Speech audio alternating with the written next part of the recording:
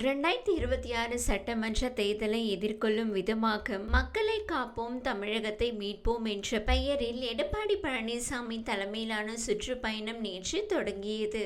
அரசியல் முக்கியத்துவம் வாய்ந்த இந்த சுற்றுப்பயணத்தில் கூட்டணி கட்சியான பாஜகவை சேர்ந்த முக்கிய தலைவர்களும் பங்கேற்றனர். பாஜக மாநில தலைவர் நயினா நாகேந்திரன், மத்திய இணையமைச்சர் எல் முருகன், தேசிய மகளிர் அணி தலைவர் வானதி சீனிவாசன், தமிழக பொறுப்பாளர்கள் அரவிந்த் மேனன் மற்றும் சுதா ரெட்டி ஆகியோர் எடப்பாடி பழனிசாமியை நேரில் சந்தித்து பேசியதுடன் சுற்றுப்பயணத்திலும் கலந்து கொண்டனர். மேலும் அதிமுக முன்னாள் அமைச்சர்கள் KP முனுசாமி, நத்தம் விஸ்வநாதன், காமராஜ், கடம்பூர் ராஜு, முன்னாள் நாடாளுமன்ற உறுப்பினர் தம்பிதுரை, முன்னாள் சபாநாயகர் தனபால் உட்பட அதிமுகவின் முக்கிய நிர்வாகிகள் பங்கேற்றனர். அதே சமயம் கொங்கு மண்டலத்தில் அதிமுகவின் முக்கிய முகமாக பார்க்கப்படும் KA செங்கோட்டையன் இந்த சுற்றுப்பயணத்தில் கலந்து கொள்ளவில்லை. செங்கோட்டையன் நேற்று காலை ஈரோடு மாவட்டம் கோபிச்செட்டிப்பாளையத்தில் உள்ள தனது இல்லத்தில் இருந்தார். மாலையில் உடுமலை பகுதியில் சொந்த வேலைக்காக சென்றார் என்று அவருக்கு நெருக்கமான வட்டாரங்கள் தெரிவித்தன.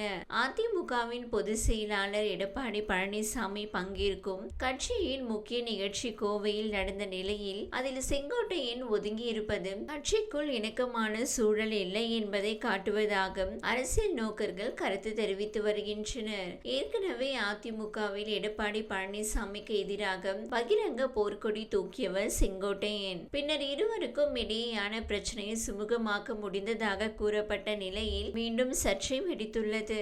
முன்னதாக இந்த ஆண்டு பிப்ரவரி 9ஆம் தேதி அத்திக்கடவு அவிநாசி திட்டத்தை பாராட்டி விவசாயிகள் சங்கம் சார்பில் எடப்பாடி பழனிசாமிக்கு பாராட்டு விழா நடத்தப்பட்டது.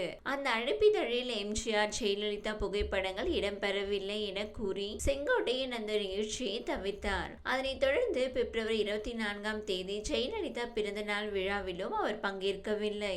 அதன் பின்னர் அவர்களுக்கு இடையே சமரசம் ஏற்பட்டது குறிப்பிடத்தக்கது. பாஜகவுடன் கூட்டணி அமைப்பது பிடிக்கவில்லை என்று அதிமுக மூத்த தலைவர்களே கூறுகிறார்கள். மறுபுறம் பாஜகவினரும் தாங்கள் தான் பெரியவர்கள் என்ற மனநிலையில் உள்ளனர். எடப்பாடி பழனிசாமி இருக்கும்போது யார் முதலமைச்சர் என்பதை டெல்லி தான் முடிவு செய்யும் என்று சொல்வது கூட்டணிக்குள் சிக்கலை ஏற்படுத்தும். பாஜகவுடன் அதிமுக தலைவர்கள் காட்டும் நெருக்கம் உண்மையாகவே அதிமுக தொண்டர்கள் ரசிக்காமல் இருப்பதை களத்தில் பார்க்க முடிகிறது. 2026 தேர்தலை மனதில் வைத்து அண்ணாமலை செயல்பட்டு வந்தார். என் மண் என் மக்கள் என்ற அவரது நடைப்பயணம் ஊடக வெளிச்சத்தை தந்தது. விமர்சனங்கள் இருந்தாலும் ஆரம்பமும் முடிவும் சிறப்பாக இருந்தது. இப்போது மாநில தலைவர் பதவியை இழந்த அவர், நான் தனி மனிதன், யாருக்கும் கட்டுப்பட்டவன் அல்ல, நேரம் வரும்போது பேசுகிறேன் என்கிறார். அவரது ஆதரவாளர்கள் தற்போதைய பாஜக மாநில தலைவரின் செயல்பாடுகளை இணையத்தில் விமர்சித்து வருகின்றனர். அண்ணாமலை இளம் அரசியல்வாதி, குறுகிய காலத்தில் கவனத்தை ஈர்த்தவர், அவர் சும்மா இருக்க மாட்டார், களத்தில் இறங்குவார் என்கிறார்கள் விவரம் அறிந்தவர்கள். தற்காலிக ஏமாற்றம் இருந்தாலும் பாஜக டெல்லி தலைமை அவர் மீது நல்ல மதிப்பு வைத்துள்ளது. இனி அவர் பேசும் பேச்சு கூட்டணியில் சிக்கலை ஏற்படுத்தலாம். நயினா நாகேந்திரன் எடுக்கும் முடிவுகளை தொண்டர்கள் முழுமையாக ஏற்பதில்லை. இது அண்ணாமலைக்கு இன்னும் ஆதரவு இருப்பதை காட்டுகிறது.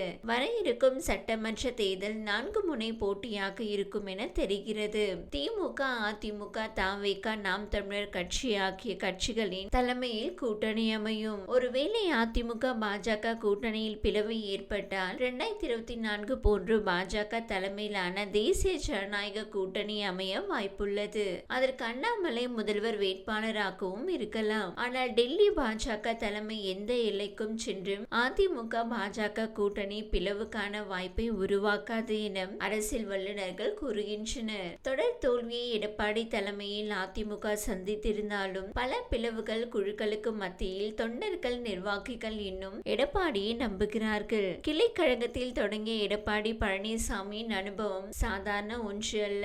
நிச்சயம் 2026 சட்டமன்ற தேர்தலில் அவருக்கென்று அரசியல் நகர்வையும் கணக்குகளையும் போட்டு வைத்துதான் தமிழகத்தை மீட்போம், மக்களை காப்போம் என்று மக்கள் சந்திப்பு பயணத்தையே தொடங்கியிருப்பார் என அரசியல் வல்லுநர்கள் கூறுகின்றனர். இந்த வீடியோ உங்களுக்கு பிடித்திருந்தால் லைக் செய்யுங்க. மேலும் இதுபோல் வீடியோ தொடர்ந்து பார்க்க நம்ம ஒரு சேனலை சப்ஸ்கிரைப் மற்றும் ஃபாலோ செய்யுங்க.